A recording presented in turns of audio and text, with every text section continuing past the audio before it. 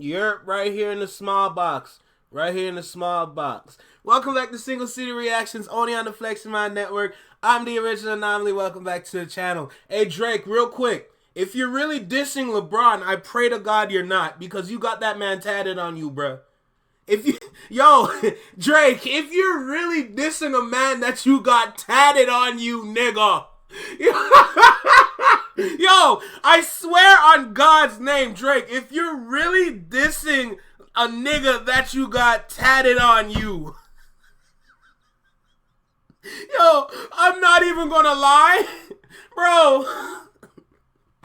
Hibernate, bro, hibernate. yo, yo, I had to sit and think about this because I'm like, yo, I feel like Drake don't even know himself. I feel like Drake really don't know himself because I don't think he understands what he did. If you are really dissing LeBron, and I pray on God's name that you're not dissing LeBron, but if you're really dissing a man that you have tatted on your skin, you are a lame ass scrape. There's no excuses anymore for this man. 2025, no more excuses. All you Drake stands out there, you're supporting a bitch. You are supporting a bitch. There's no ifs, ands, or buts. This man needs to grow up. He refuses to grow up, bro. Oh my God, I feel so bad. I feel so bad because this is our leader in Canada, bro. This is our commander-in-chief. Bro, you're not commanding or chiefing nothing, my G. Like, what are you doing out here? Sick man this. Anyway, we got a reaction to get to, bro. Today's reaction is by Fantastic Hip Hop again. Shout out to Fantastic Hip Hop, no doubt. This one is titled, How Drake Just Became the Biggest Joke in Hip Hop History.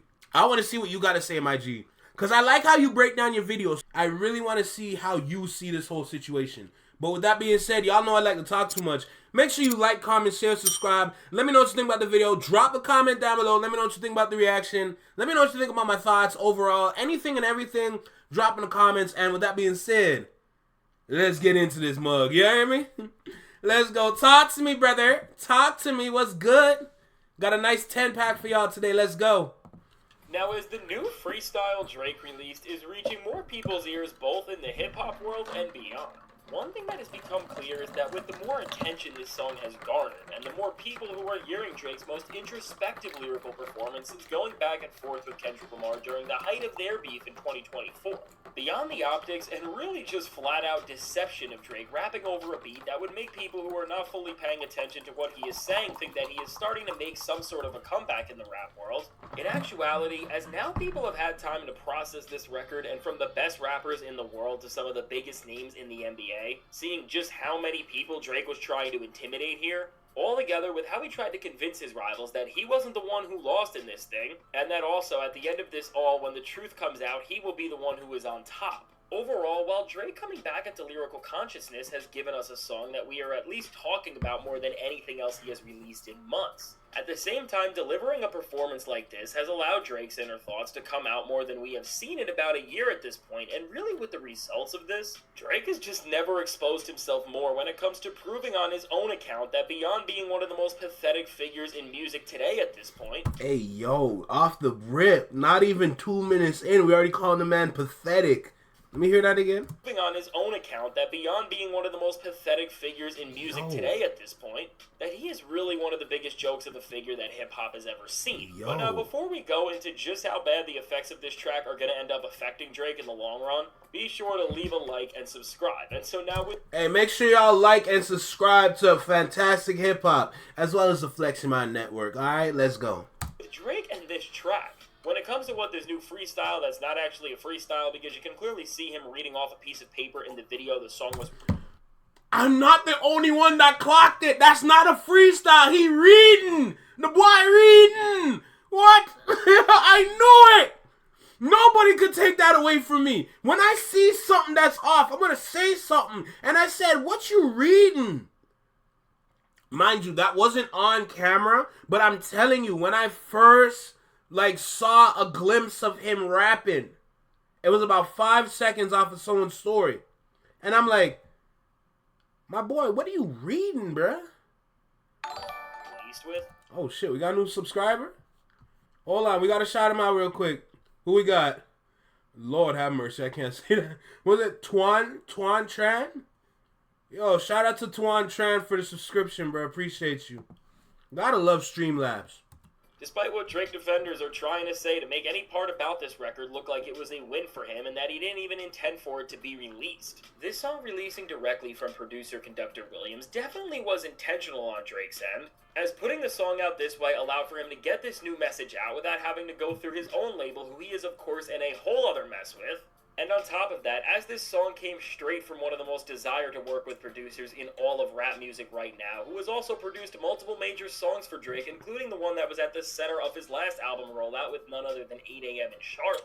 It's pretty obvious to see that the producer who has given out beats to now 3 rappers that have dissed Kendrick Lamar with Drake, Joey, and J. Cole put this song out with Drake's approval. And seemingly with the release of this freestyle, which Drake assumed that because it was coming from a skilled beatmaker who has a lot of respect in the genre, it would give him a much needed win with just that alone.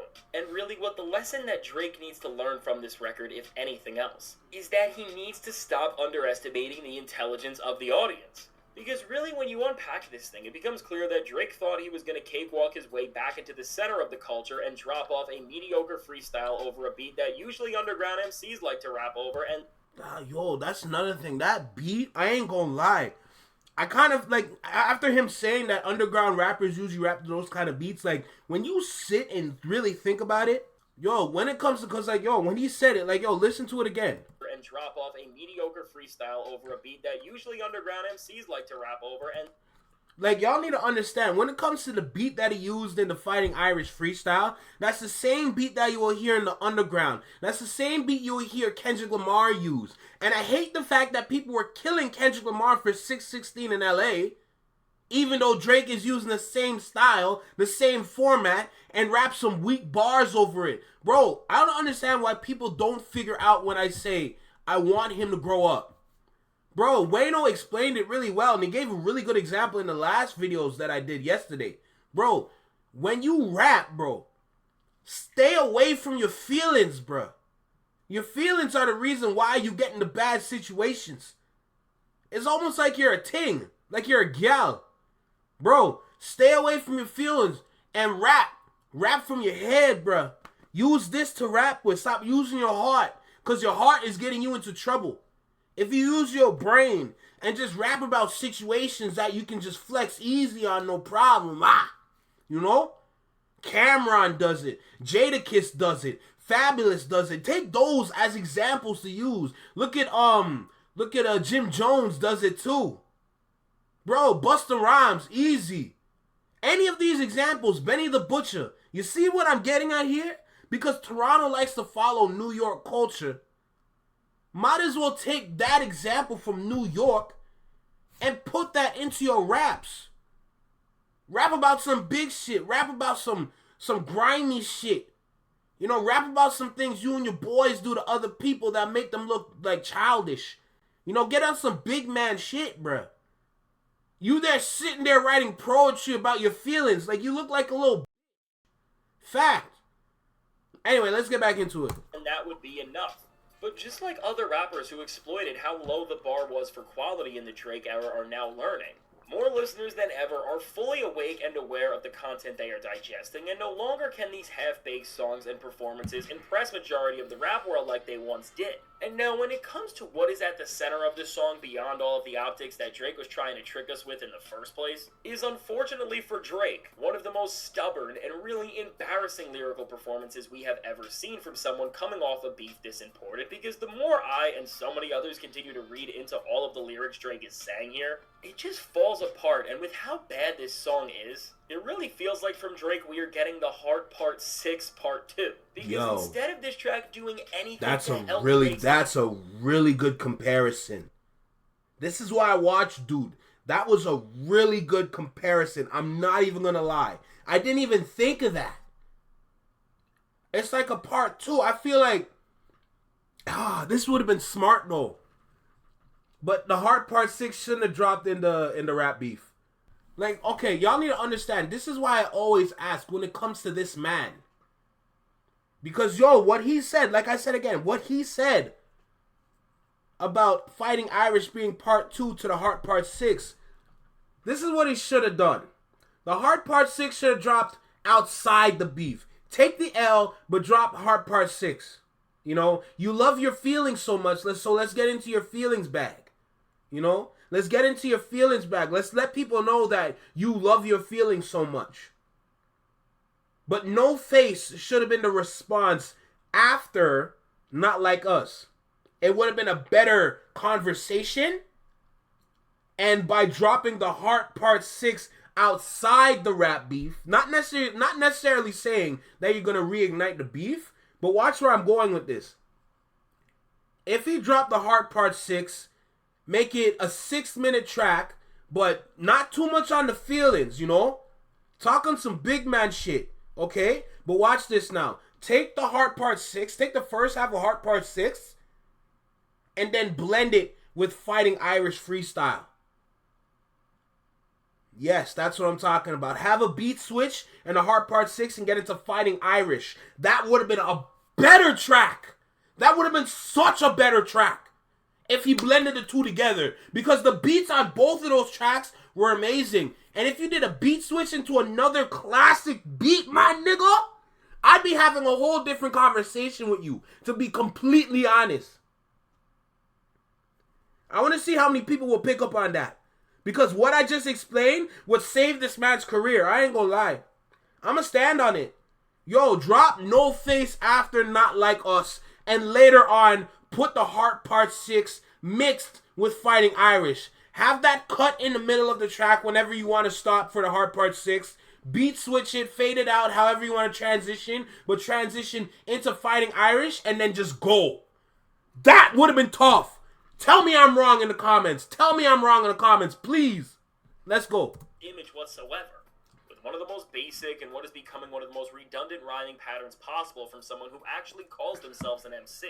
Drake does such things here like flexing the fact that he is suing an entire record label over the success of a diss song in Not Like Us, and that if it goes in his favor, then Kendrick Lamar and the success he's had and the entire perception of his victory will then be changed. Which now, before we dive into any other part of this track that is getting criticism right now, the fact that Drake really decided to rap about this as a flex is even more anti-hip-hop than him going about the action in the first place. Because while to make these claims is one horrible thing, but then to rap about this within a way like this is a typical thing that rappers say to try and up their competition is a whole other thing. Because seriously, just this whole moment of Drake rapping over a Conductor Williams beat where he is flexing about taking a rap beef to court, I mean, just saying that out loud makes it sound like it's not even a real thing. It is really that disrespectful. Boy, this boy eating right now. I ain't gonna lie. He eating off the back of Drake, bro. But he's not wrong.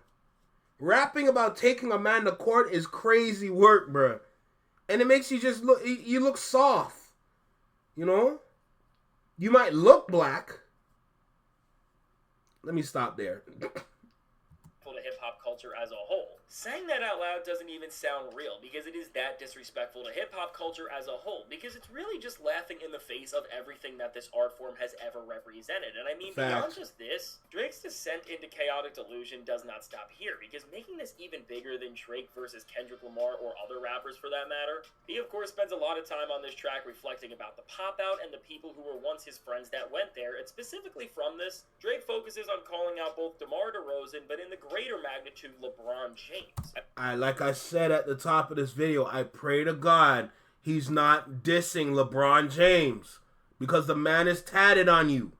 As from the title of this track, which is mirroring the school LeBron played at, to lyrics in this track, which Drake seemingly designed to create all of his stands on social media to run around and say that Drake is going to expose LeBron James and all of the truth that we don't know about him to the public because LeBron chose Kendrick over him. And now with the biggest thing Drake has achieved with this track being that he has rallied his fan base. What, you're going to say LeBron cheated on his wife?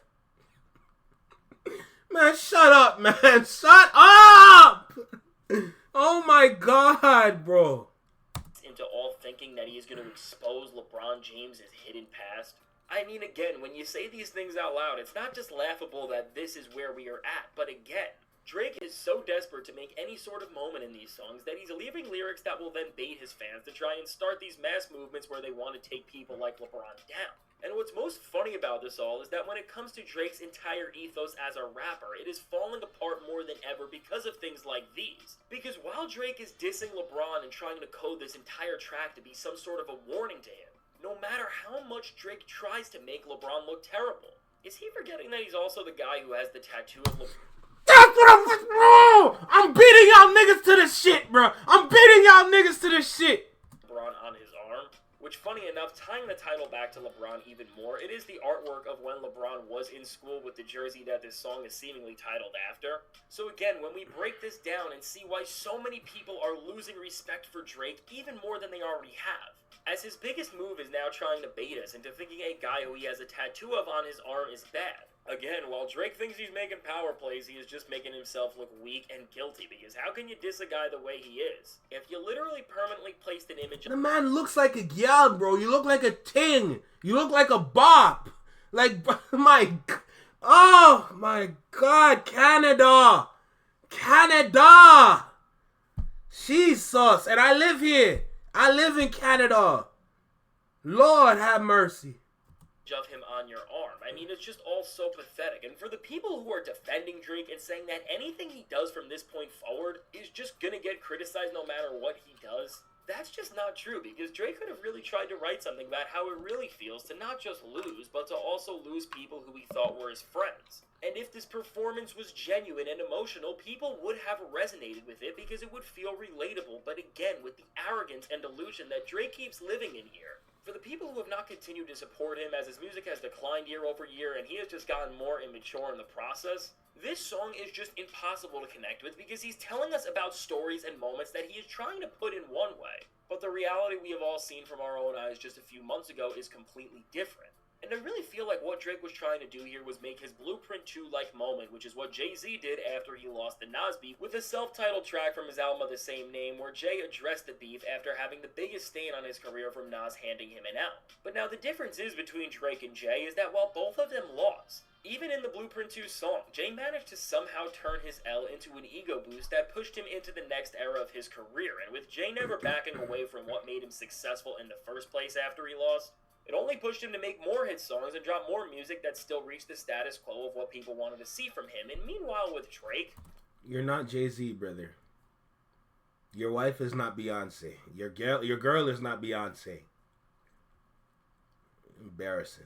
From running away from everything he has ever stood for, to staying in this world of delusion where now this hole he has put himself into is so deep that he is now just responding to disses from songs Kendrick released months and months ago, and somehow with his responses being so bad that now he's only validating Kendrick's claims further and further. Overall, Drake has really just never made himself look like a bigger joke than with this song, and if this is the moment that is starting off his 2025, and really now the bar for him is releasing songs that are the equivalent to the Heart Part 6 even all of these months after the shock and chaos that Kendrick Lamar caused, as now from Kendrick Lamar to the West Coast to now people like LeBron are all left laughing at Drake for just clapping back to them in some of the strangest, most delusional, and really just anti-hip-hop ways possible. Well, really, everything for Drake is just looking terrible, and somehow, when it seemed like things couldn't get worse as he closed out 2024 doing everything that just signaled against hip-hop as a whole in its very principle, the worst part about this all is that Drake is now running back into the center of the genre with the same principles that he had on his stream with Aiden Ross, or when he decided to shock everyone by taking a rap beef to a place that no one ever has. And because of all of this, what is clear is that things are only going to get a lot stranger this year from Drake, because if this is how he's trying to enter a new year where he did just say it was going to be a new season for him, and therefore give him a chance to take the top spot in the rap game once again, if this was the best idea he had to start off this new era, I don't even think we want to know how bad whatever else he has planned may be. And so now with all of this said, let me know, how do you feel about this new song from Drake, and beyond it as a piece of music? The message and type of thought process Drake is showing that he is only going to be leaning further and further into within this new year. Now, I can't wait to hear what you have to say, and if you made it to this point in the video, be sure to leave a like and subscribe. It helps me out a ton. And now, if you want to see my lyric by lyric breakdown of this Drake song and see why from the perspective of what he was saying even further, why it's one of the messiest songs we've ever seen from a rapper at this point when the stakes are this high, check out the suggested video. Boy, oh boy, what do you want me to say, bro? Like, what do y'all really want me to say? Because looking at this whole video, and shout out to Fantastic Hip Hop, but looking at this whole video, it just solidifies that Drake needs to take a break, because if he doesn't take a break, it's only going to get worse from here. And that album that he's working on, he knows Drake knows after suing UMG, or having a petition to sue UMG and Spotify, the people that control like the digital streams of music, they're counting them, they're controlling them, and on top of that, they're the ones there to help with distribution of your shit. If you are going to diss them and try to sue them, you know for a fact your album is going to get shadow banned. You're going to get the Chris Brown treatment. Okay? So what you need to do is stop. Just stop.